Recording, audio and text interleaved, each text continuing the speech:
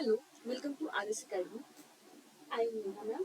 सो आज हम लिखेंगे Cartesian and polar coordinate. Okay, इससे लास्ट सेक्शन में मैंने आपको न्यूमेरिकल सॉल्व कराया था। जो हमने कॉन्सेप्ट देखे थे उसके हमने न्यूमेरिकल प्रैक्टिस की थी। आज हम कुछ नए कॉन्सेप्ट देखेंगे और फिर से हम इसके ऊपर बहुत सारे न्यूमेरिकल सॉल्व करने वाले हैं। ठीक है, तो आप न्यूमेरिकल का बिल्कुल टेंशन मत लो, पहले कॉन्सेप्ट एकदम अच्छे से क्लियर करती है। फिर हमारे तो कॉम्प्लेक्स नंबर में हम कार्टेशियन कोऑर्डिनेट और पोलर कोऑर्डिनेट का यूज कैसे करते हैं, कैसे फाइंड आउट करते हैं, क्या है ये सब हम आज देखने वाले हैं। ओके, लेट्स स्टार्ट करती हूँ मैं। ओके, अब जब भी मैंने आपको बोला कार्टेशियन प्लेन, जब भी मैं आपको बोलती हूँ कि कार्टेशियन प्लेन, आप सबसे पहले क्या अज्यूम करते हो?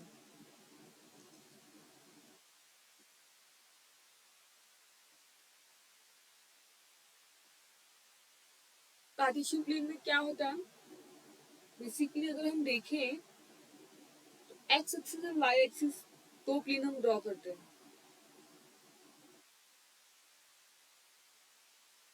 एक होता है हमारा वाई एक्सिस और एक होता है हमारा एक्स एक्सिस। क्लियर? ये मेरा वाई एक्सिस है,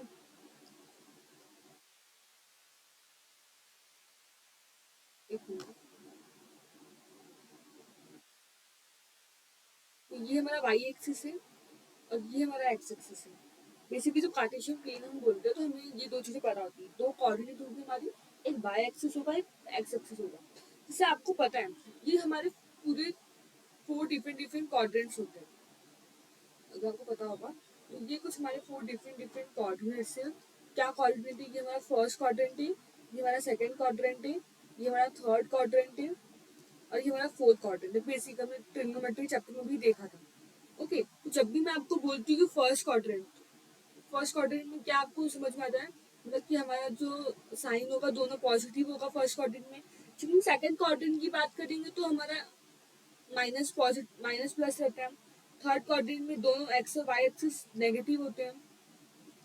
एक दोनों सेम होगा तो क्लियर होगा। थर्ड क्वाड्रेंट में क्या होता है?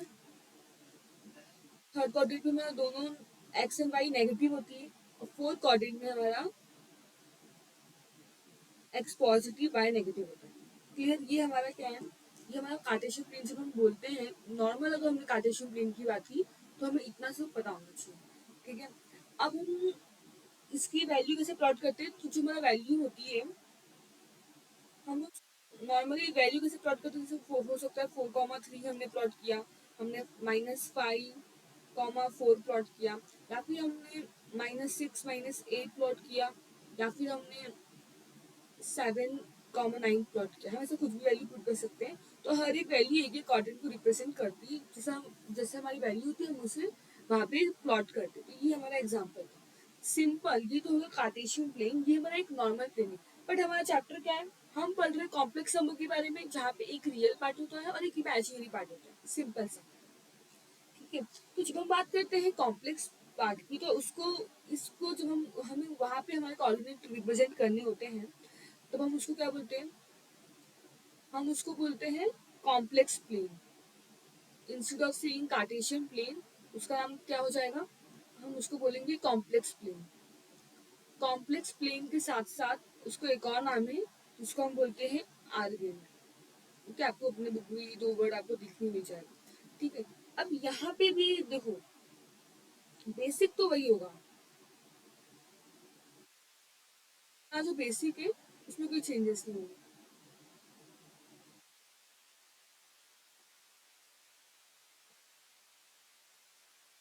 सिंपल से हमारा बेसिक तो एकदम सेम होने वाला है। इसमें भी हमारे पास कॉम्प्लेक्स प्लेन में भी हमारे पास हम दो कोऑर्डिनेट दिखाते हैं। कौन कौन से? एक एक्स एक्सिस होगा हमारा और एक वाई एक्सिस होगा।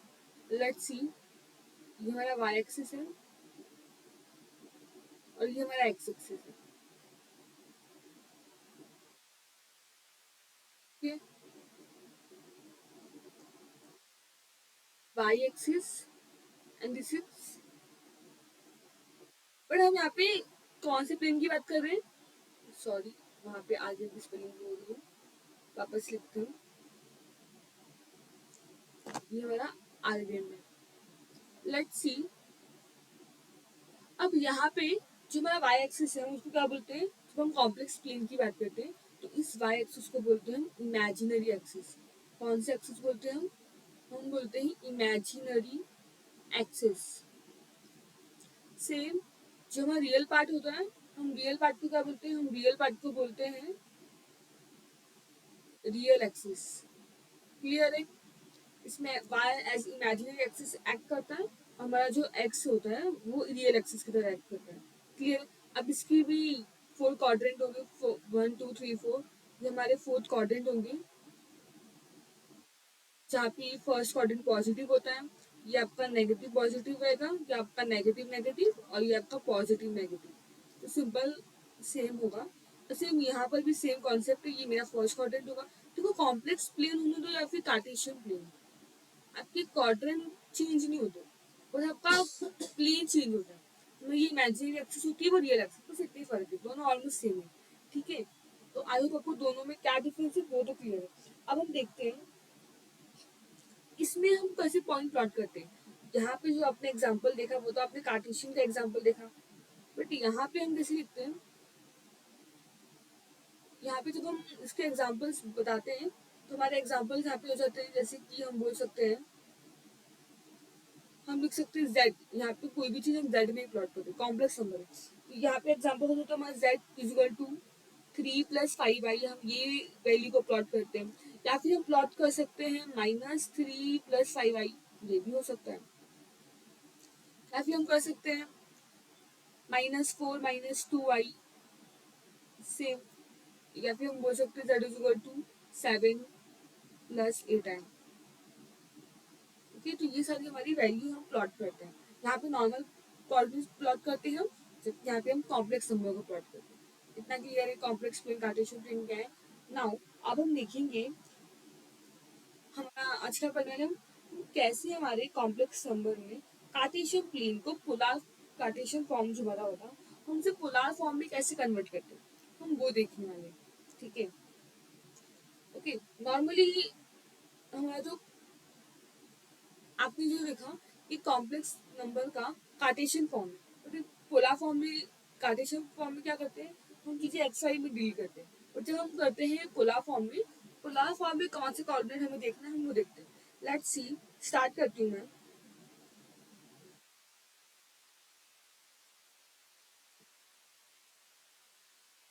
सबसे पहले हमने क्या बनाया, हम बनाएंगे हमारा एक्स एक्स, वाई एक्सिस और एक्स एक्सिस। क्लियर? हमारे कोऑर्डिनेट्स, हमारे नंबर्स कैसे रिप्रेजेंट होंगे? ये ऑब्वियसली कॉम्प्लेक्स नंबर तो हम लिखेंगे z equal to x + i1, जहाँ पे x का रिप्रेजेंट कर रहा है, x हमारा रियल पार्ट रिप्रेजेंट कर रहा है, जो हमारा x है वो हमारा रियल पार्ट रिप्रेजेंट कर रहा है, और हमारा जो y है वो हमारा इमेजिनरी पार्ट रिप्रेजेंट कर रहा है। इतना तो हमें क्लियर होगा। ओके, नाउ हम देखेंगे ये मेरा बेसिकली y है जो इमेजिनरी पार्ट है, और ये मेरा x है जो कि रियल पार्ट है। क्लियर? तो हम इसको सॉल्व कैसे करते हैं? इसमें क्या होता है, हम बनाते हैं एक ट्राइंगल, इसमें हम इस वाले पार्ट को क्या बोलते हैं? ऑब्वियस बात है ये मेरा एक्स एक्सिस होती है, जबकि ये क्या होता है हमारा वाई एक्सिस को पैरेलल लाएंगे तो वाई एक्सिस होगा, और ये हमारा दोनों का रिजल्टेंट होता है। तो हमेशा याद रखना है कि ये एक्स और वाई का जो रिजल्टेंट है वो हमें आंसर में मिलता है जेड मॉडुलस। क्या मिलता है हमारा रिजल्टेंट? हमारा जेड, ये रिजल्टेंट मॉडुलस मिलता है। पॉइंट क्या है हमारा? सिंपल सा हम पॉइंट ले लेते हैं एक्स कॉमा वाई। ठीक है, तो ये ट्राइंगल हमारा ऐसा बनता है। तो एक एक्सिस एक्स होती है, एक वाई एक्सिस होती है, और एक मॉडुलस होता है। जो रिजल्टेंट है वो मेरा मॉडुलस। अब जेड मॉडुलस मतलब क्या, मैंने आपको लास्ट टाइम भी मॉडुलस बताया था, ये हमारा एक कॉन्सेप्ट रहता है। तो जेड मॉडुलस मतलब क्या, जब भी हम बात करेंगे जेड मॉडुलस, तो जेड मॉडुलस हम निकालते हैं अंडर रूट, यहाँ पे कोऑर्डिनेट्स क्या है हमारे एक्स और वाई कोऑर्डिनेट है। इसका मतलब जो भी हमारा कोऑर्डिनेट होगा उसका हम लोग क्या करते हैं, अंडर रूट में x² + y² निकालते हैं। ये मॉडुलस का फॉर्मूला होता है जो मैंने आपको लास्ट लेक्चर में बताया था। आई होप आपको याद होगा ये फॉर्मूला। क्लियर हुआ? ऐसा हम जेड मॉडुलस मतलब ये इन दोनों का रिजल्टेंट होता है। सिंपल अगर आप देखो तो यहाँ पे पाइथागोरस थ्योरम अप्लाई किया गया, अगर आपने देखा, अगर आपको समझा होगा तो क्लियर है। नाउ ये तो हो गया हमारा कॉम्प्लेक्स नंबर का कार्टेशियन प्लेन। ओके, जो नॉर्मल प्लेन हमारा कॉम्प्लेक्स प्लेन होता है। बट अगर ये मेरा कार्टेशियन फॉर्म है, अब इस कार्टेशियन फॉर्म को मैं पोलर, ये कौन सा फॉर्म हो गया हमारा, अगर मैं आपको यहाँ पे लिख के बताऊँ तो this is our Cartesian form. But हमें इसको किस में अब बताना है मुझे, अब मैं आपको बताऊंगी ये सब पोलर फॉर्म में कैसे रिप्रेजेंट करते हैं, व्हाट इज पोलर फॉर्म। ठीक है, सो लेट्स सी। अब जब हम बात करते हैं पोलर फॉर्म की, तो सिंपल से याद रखना है, पोलर फॉर्म बोलते हैं,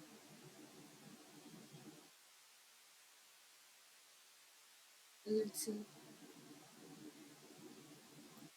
हम डायग्राम में आते हैं। ये क्या है, सिंपल सा, ये वाई एक्सिस है और जेड एक्सिस है। क्लियर। वापस से यहाँ पे हम क्या बनाने वाले हैं, ये हमारा एक्स एक्सिस होगा, ये हमारा वाई एक्सिस होगा, और ये हमारा रिजल्टेंट होगा। तो जब हम बात करते हैं पोलर फॉर्म की, जो आपको याद रखना है, पोलर फॉर्म में बेसिकली क्या होता है, इसको हम थोड़ा सा रखते रहते हैं।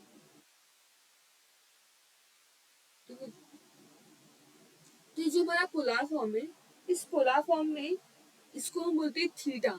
ये क्या है, थीटा, जो कि एंटी क्लॉकवाइज इसमें रोटेशन करता है।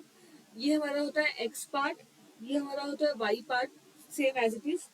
और जो यहाँ पे रिजल्टेंट निकलता है, instead of saying Z modulus, polar form में रिजल्टेंट क्या होता है हमारा, पोलर फॉर्म में हमारा रिजल्टेंट हो जाता है आर।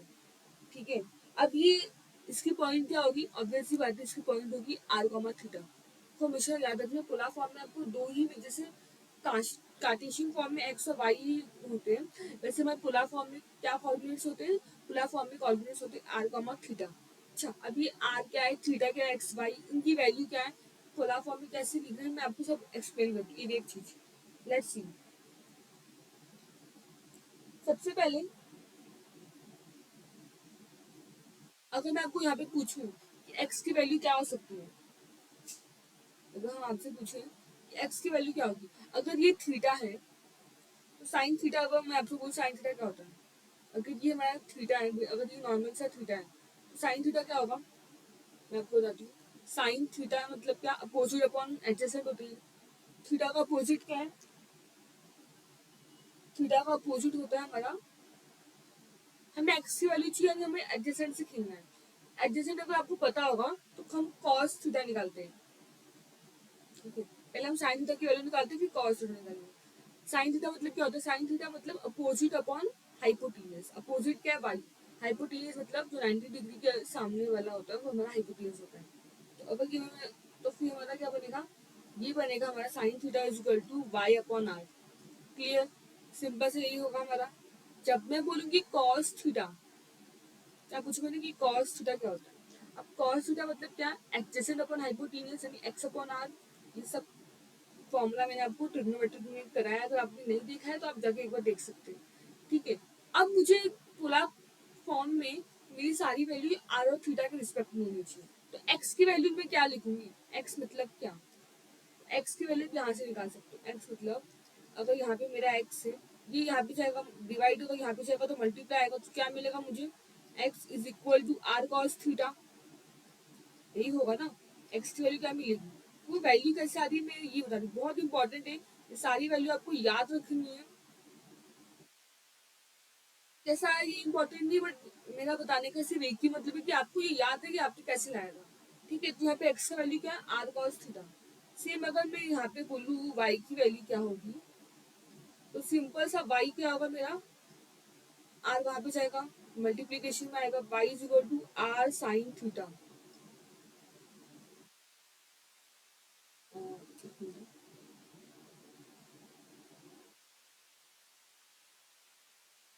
हमारी वाई की वैल्यू क्या है, हमारी वाई की वैल्यू मिल गई हमें, Y is equal to R sine theta. Clear है। नाउ यही वैल्यू को हमें यहाँ पे सब्स्टिट्यूट करना है।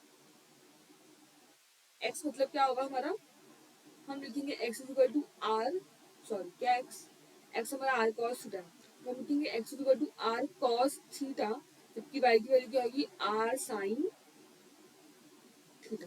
क्लियर है।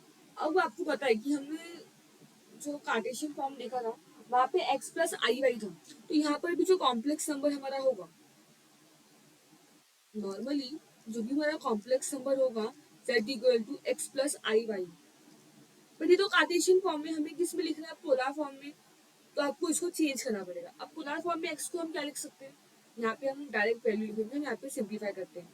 लेट्स सी, अगर मैं आपको बोलूँ z is equal to x plus I Y, x मतलब क्या होता है हमारा, x मतलब होता है हमारा r cos थीटा, जबकि हमारा y क्या होता है, y होता है हमारा r sin थीटा।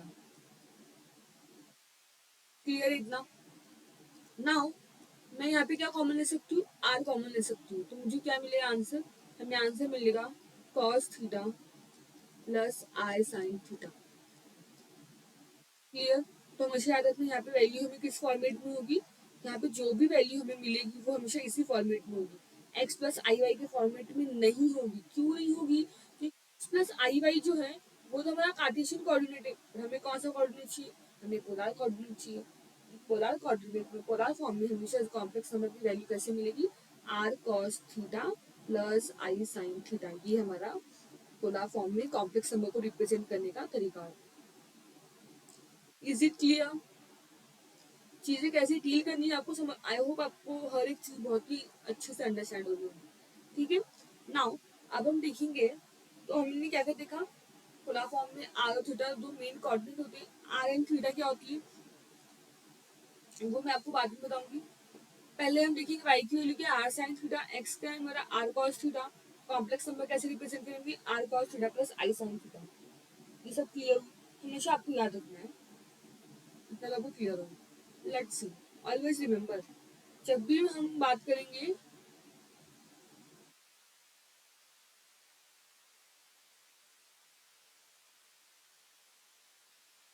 बात करेंगे पोलर फॉर्म के बारे में।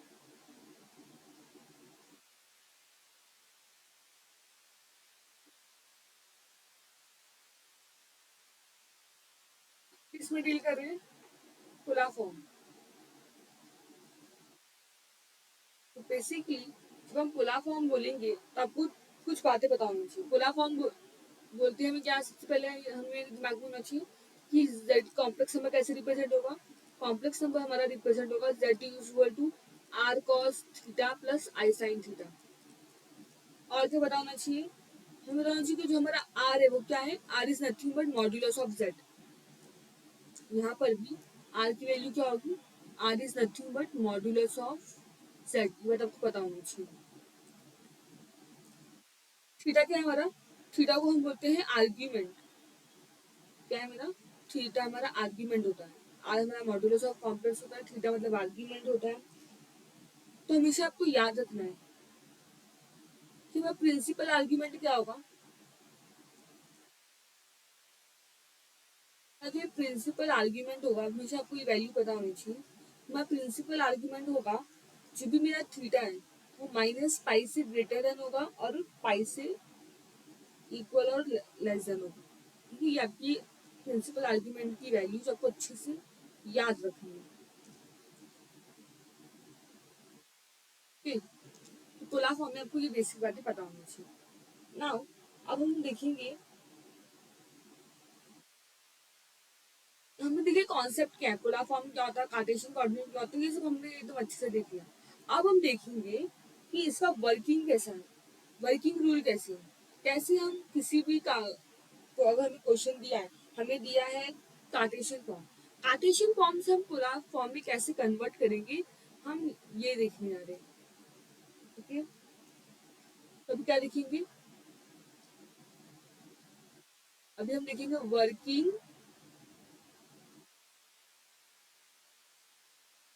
किसके लिए, फॉर कन्वर्जन ऑफ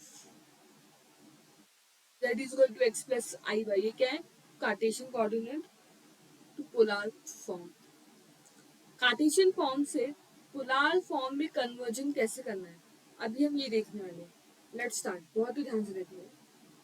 अगर आपको ये समझ में आ गया फिर आप कोई भी क्वेश्चन इजीली कर सकते हो, क्योंकि मैथ्स समझ में आ जाएगा तो हम कोई भी क्वेश्चन इजीली कर लेंगे। क्लियर? Let's start. हाँ, सबसे पहले आपको क्या दिया रहेगा, अगर मैं आपको स्टेप वन बोलूँ, सबसे पहले आपको क्या दिया रहेगा, आपको गिवन में दिया रहेगा z is equal to X plus I Y ना। आपको कार्टेशियन अगर मुझे कार्टेशियन कोऑर्डिनेट को पोलर, जो भी मैंने कार्टेशियन फॉर्म दिया है मुझे उसको पोलर फॉर्म में कन्वर्ट करना है। तो सबसे पहले ये क्या होगा, ये हमें गिवन में दिया होगा, हमें कार्टेशियन फॉर्म दिया रहेगा z is equal to X plus I Y. हम सबसे पहले हमें क्या करेंगे, इसको कन्वर्ट करने की कोशिश करें। हमारा टारगेट क्या है, ये जो चीज है इसे हमें किस में कन्वर्ट करनी है, इसे हमें कन्वर्ट करनी है z is equal to X plus I Y से हमें कन्वर्ट करनी है z is equal to R cos theta plus I sine theta. ये जो है हम पोलर फॉर्म, इसमें हमें हमें कन्वर्ट करना है। तो स्टेप वन में हमें ये दिया है, हमें ऐसा करना है। स्टेप वन में क्या करेंगे हम, ये तो मेरा क्वेश्चन है, ये हमें क्या दिया होगा, ये तो हमारा क्वेश्चन दिया होगा। ये जो आपका कार्टेशियन फॉर्म है आपको इसे z is equal to R cos theta plus I sine theta मतलब पोलर फॉर्म में कन्वर्ट करो, ये मेरा क्वेश्चन है। ओके, अब इस क्वेश्चन को हमें सॉल्व करना है। सबसे पहले वो हमें क्या बोलेगा, स्टेप वन फॉलो करो। स्टेप वन में क्या करना है हमें, सबसे पहले हमारा टारगेट है कि we have to find the, मैंने आपको बताया था कि पोलर फॉर्म आर और थीटा पे काम करती है। अगर मुझे आर और थीटा मिल गया तो ये वैल्यू मुझे आसानी से मिल जाएगी। तो स्टेप वन क्या है, स्टेप वन में हमें फाइंड करना है आर। क्या फाइंड करना है, हमें आर फाइंड करना है। अब ये आर फाइंड कैसे होगा, तो आर का मतलब क्या होता है, सिंपली अगर मैं आपको पूछूं तो आर मतलब होता है मॉड्यूलस ऑफ जेड। आपको सिंपली क्या करना है, आपको मॉड्यूलस ऑफ जेड फाइंड करना है, आपका आर की वैल्यू आ जाएगी। मैंने आपको बहुत बताया, एक वापस बताऊंगी कि मॉड्यूलस ऑफ जेड क्या होता है। सिंपली मॉड्यूलस ऑफ जेड मतलब जो हमें एक्स और वाई दी है उसको हमें स्क्वायर रूट में X square plus Y square, ये अगर हम सॉल्व करेंगे तो हमें आर मिल जाएगा, मॉड्यूलस ऑफ जेड मिल जाएगा। क्लियर है? स्टेप वन में क्या करना है, स्टेप वन में हम अपना आर की वैल्यू फाइंड आउट करेंगे। नाउ अब हम देखेंगे स्टेप टू। तो स्टेप टू में आपको फाइंड करना है एक्यूट एंगल, मतलब हमारा जो अल्फा है, जो हम थीटा बोल रहे थे, चाहे आप उसको अल्फा बोलो या थीटा बोलो, बात एक ही है। ठीक है, थीटा पढ़ा है अभी तक तो हम थीटे में थीटा ही बोलेंगे। क्या फाइंड करेंगे हम फाइंड करेंगे हमारा एक्यूट एंगल, मतलब जो वो हमारा थीटा है हम उसे फाइंड आउट करेंगे। तो थीटा का फॉर्मूला क्या होगा, थीटा को फाइंड करने का फॉर्मूला होगा tan inverse y upon x, sorry bracket नहीं होगा, tan inverse modulus of y upon x. Modulus क्यों, क्योंकि आपको पता है कि हमारे पास फोर क्वाड्रेंट है, तो चाहे y की वैल्यू नेगेटिव हो एक्स की वैल्यू नेगेटिव हो तो भी मॉड्यूलस में क्या होगा, तो पॉजिटिव बन जाने वाला है। आपको भी पता है कि मॉड्यूलस का फंक्शन क्या करता है, आपकी जो भी नेगेटिव वैल्यू है वो उससे हमेशा आपको आउटकम क्या देगा, आपका आउटपुट में वो नेगेटिव वैल्यू को पॉजिटिव बनाएगा। ठीक है, तो इसीलिए हम tan inverse of modulus of y upon x करते हैं। मॉड्यूलस में करने का मतलब यही है कि हम जो भी वैल्यू होगी वेदर इट इज नेगेटिव या और पॉजिटिव है तो पॉजिटिव ही लिखेंगे, पर अगर नेगेटिव है तो भी वो हमें क्या देगा, वो हमेशा आंसर हमें पॉजिटिव देगा। आप इस tan inverse y upon x को एक अलग तरीके से भी लिख सकते हैं, मतलब आप लिख सकते हैं, आप ये भी बोल सकते हैं कि थीटा को फाइंड करने का वैल्यू हमारा ये भी हो सकता है कि tan इनवर्स ऑफ y मतलब हमारा imaginary part of complex number upon real part of complex number, दोनों का मतलब एक ही है। आप कोई भी फॉर्मूला आप कुछ भी समझ के याद कर सकते हैं। ठीक है, नाउ अब हम देखेंगे हमारा स्टेप थ्री। हमने आर फाइंड आउट कर लिया, हमें थीटा फाइंड आउट कर लिया। मैम अब हमें स्टेप थ्री में क्या करना है, लेट्स सी। स्टेप थ्री में आपको क्या करना है, स्टेप थ्री में आपको डिटरमाइन करना है कि आपका जो वैल्यू है पॉइंट पी, जो आपका एक्स कॉमा वाई है, वो कौन से P comma Y lie in which quadrant. ये हमारा कौन से क्वाड्रेंट में लाई करता है, ये जो एक्स कॉमा वाई है ये हमारे कौन से क्वाड्रेंट में आती है, ये वैल्यू फाइंड आउट करना हमारा स्टेप 3 का मेन टारगेट होगा। आपने आर निकाल लिया, आपने थीटा निकाल लिया, बट ये एक्स कॉमा वाई ये कौन से क्वाड्रेंट में, ये जो पॉइंट है वो कौन से क्वाड्रेंट में लाई करती है, हमें वो पता करना है। अब वो पता कैसे करेंगे, उसको पता करने का एक सिंपल सा तरीका है।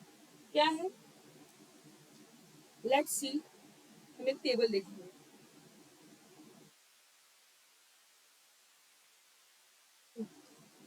तो टेबल का पहला पार्ट क्या होगा, शॉर्ट फॉर्म में लिखते हैं क्वाड्रेंट इन विच पी लाई। हम देखेंगे किस क्वाड्रेंट में, हम वो क्वाड्रेंट बताएंगे जिसमें हमारा पी लाई कर रहा है, और यहाँ पे हमारा थीटा का कॉलम होगा। ओके, एक बॉक्स बनाते हैं।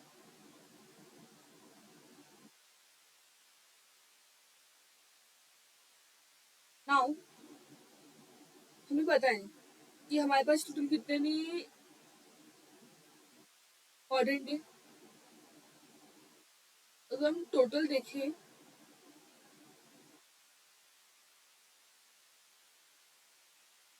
टोटल हमारे पास फोर्थ क्वाड्रेंट है। Okay?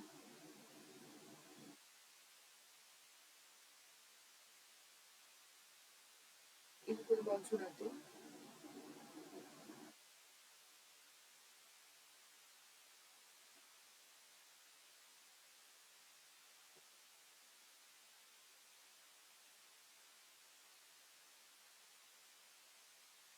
Let's start.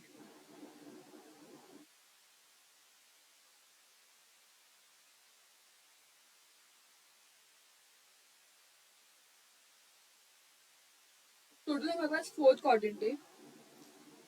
पहला क्वाड्रेंट कौन सा है हमारा, हमारा जो फर्स्ट क्वाड्रेंट है। अब हम मेरा पॉइंट फर्स्ट क्वाड्रेंट में लाई कर रहे हैं, मतलब क्या, मेरा दोनों जो वैल्यू की वो पॉजिटिव होगी। इस केस में थीटा कहाँ पे लाई करेगा, इस केस में थीटा की जो वैल्यू होगी, हम थीटा की वैल्यू, एक मिनट,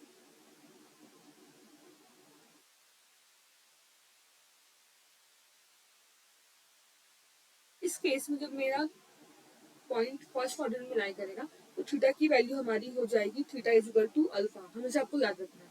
ठीक है, अब जब हम जब हमारा पॉइंट जो हमारे पी की कोऑर्डिनेट होगी, अगर वो सेकंड क्वाड्रेंट में लाई करेंगे, सेकंड क्वाड्रेंट का मतलब क्या है, नेगेटिव पॉजिटिव। इस टाइम पे मैं थीटा की वैल्यू क्या होगी, जब मेरा पॉइंट सेकंड क्वाड्रेंट में लाई करेगा तो हमारी थीटा की वैल्यू बन जाएगी पाई माइनस अल्फा।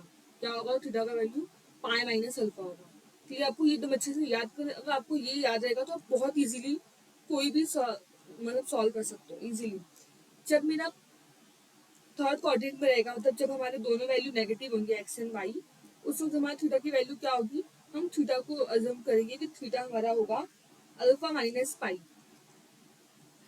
क्या होगा, हमारा थीटा होगा अल्फा माइनस पाई।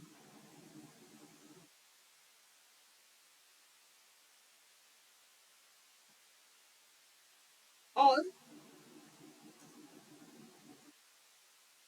हमारा फोर्थ क्वाड्रेंट, जब मेरा पॉइंट फोर्थ क्वाड्रेंट में लाई करेगा, तो दोनों पॉजिटिव होंगे, तब मेरी थीटा की वैल्यू क्या होगी, हमारी थीटा की वैल्यू होगी माइनस अल्फा। कितना होगा, माइनस अल्फा।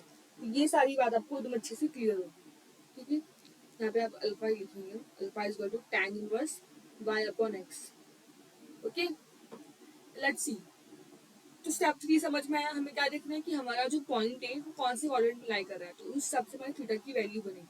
तो ये आपको अभी कैसे यूज करना है, ये हम कैसे समझेगा, वो मैं आपको एकदम अच्छे से जब हम न्यूमेरिकल सॉल्व करेंगे उसमें देखेंगे, अभी आपको इतना सोचने की जरूरत नहीं। ठीक है, नाउ एक कॉन्सेप्ट और बचा है, उसके बाद हमारा ये टॉपिक खत्म होगा, फिर हम नेक्स्ट लेक्चर में ऐसा सेशन करेंगे, न्यूमेरिकल सेशन करेंगे। बहुत जितना हो सकेगा हम न्यूमेरिकल प्रैक्टिस करने का ट्राई करेंगे, हर क्वेश्चन कवर करेंगे। हाँ, तो आप न्यूमेरिकल का टेंशन मत लो, पहले आप थियरी देखो। एक हम अब देखो, अब आप लोग बोलोगे मैम ये सारी तो फोर्थ क्वाड्रेंट में जब पॉइंट रहेगा उसके लिए, बट आपने आपने ही बताया था हमें कि हमारे पास दो केस और होती है कॉम्प्लेक्स नंबर में, purely real number and purely imaginary number. ये दो केस भी होती है। इस केस में हमारे जो पॉइंट होते हैं वो या तो एक्सेस पे लाई करते हैं या फिर वाई एक्सेस पे लाई करते हैं, वो किसी क्वाड्रेंट में लाई नहीं करते। तो उस टाइम पे हम कैसे अज्यूम करेंगे कि हमारा थीटा क्या होगा। वेरी गुड, ये क्वेश्चन आपका एकदम सही है और इसी क्वेश्चन का मैं अभी आपको आंसर देने जा रही हूँ। तो उस केस में जब हमारा थीटा एक्सेस पे लाई करता है, ना ही कोई कॉम्प्लेक्स ना ही कोई क्वाड्रेंट में, तो हमारे पास दो केस होते हैं। ओके, कितनी केसेस होती है हमारे पास? उस वक्त हमारे पास दो केस होती है। एक होगा हमारा केस वन और एक होगा हमारा केस टू। सबसे पहले हम देखते हैं कि केस वन में क्या कंडीशन है। Let's start. जब हम बोलते हैं केस वन में हमारा जब हमारा कॉम्प्लेक्स नंबर जेड मतलब कॉम्प्लेक्स नंबर प्योरली रियल है। क्या है? प्योरली रियल है। अब इस केस में जब मेरा कॉम्प्लेक्स नंबर प्योरली रियल है तो होता क्या है? प्योरली रियल का मतलब होता है कि मेरा जो इमेजिनरी नंबर है वो जीरो के इक्वल है ना। सीधी सी बात की होती है, जो मेरा इमेजिनरी नंबर है वो क्या है? मेरा इमेजिनरी नंबर जीरो के इक्वल है। इस केस में हमारे पास दो कंडीशन आती है। दो कंडीशन क्या होगी? अगर मेरा इमेजिनरी नंबर प्योरली मेरा कॉम्प्लेक्स नंबर प्योरली रियल है, मतलब मेरा इमेजिनरी नंबर जीरो, तो मेरा रियल नंबर क्या होगा? या तो मेरा कॉम्प्लेक्स नंबर एक्स होगा, मतलब रियल नंबर होगा, पॉजिटिव रियल नंबर, या फिर मेरा complex number negative real number होगा। यही दो चीजें होगी। ठीक है, लेट्स सी। जब मेरा complex number positive real number होगा, क्या बोला मैंने? जब मेरा कॉम्प्लेक्स नंबर इफ मेरा जो एक्स है उसकी वैल्यू क्या है? ग्रेटर देन जीरो है, यानी पॉजिटिव है। उस कंडीशन में मेरा थीटा क्या होगा? मेरा थीटा होने वाला है जीरो के इक्वल। बहुत इंपॉर्टेंट बात बताया मैंने आपको, एकदम अच्छे से आप याद कर लो। जब मेरा एक्स पॉजिटिव है उस केस में थीटा क्या होगी मेरी? उस केस में मेरी थीटा होगी जीरो। क्लियर है इतना? ओके, सेम जब हमारा एक्स नेगेटिव होगा क्या होगा? लेस देन जीरो होगा। तो उस केस में मेरा थीटा की वैल्यू क्या होगी? मेरी थीटा की वैल्यू होगी पाई। तो तो आई होप आपको आपके क्वेश्चन का आंसर मिल गया होगा। जैसे आपने देखा ही कि मेरा वाई एक्सिस होता है, ये मेरा जेड एक्सिस होता है। मैंने बोला कि मेरा एक्स पॉजिटिव है, यानी ये वाला क्वाड्रेंट, ये वाला x axis positive x axis. और मैंने बोला कि मेरा जो एक्स है ये मेरा पॉजिटिव एक्स एक्सिस। मैंने बोला कि मेरा जो एक्स है वो क्या है? वो नेगेटिव है, मतलब ये मेरा नेगेटिव एक्स एक्सिस।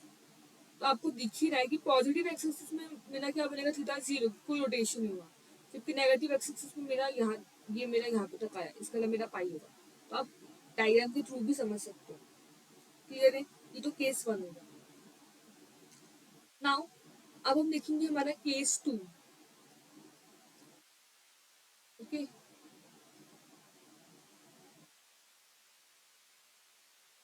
तो केस टू में क्या है? केस टू में बात करेंगे।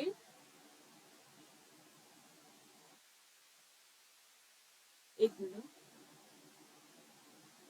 Let's see. केस टू में बात करेंगे व्हेन मेरा जो कॉम्प्लेक्स नंबर है वो प्योरली इमेजिनरी होगा। क्या होगा मेरा कॉम्प्लेक्स नंबर? मेरा जो कॉम्प्लेक्स नंबर है वो प्योरली इमेजिनरी होगा। प्योरली इमेजिनरी का मतलब क्या होता है? जब मैं बात करती हूँ प्योरली इमेजिनरी, इसका मतलब जो मेरा रियल नंबर है, रियल नंबर ऑफ जो मेरा कॉम्प्लेक्स नंबर का रियल है वो जीरो है। ठीक है, अब जब ये जीरो है दैट मीन्स कि वापस से मेरे पास दो वैल्यू मिलेगी। एक मिलेगी, एक फर्स्ट वाला क्या होगा हमारा?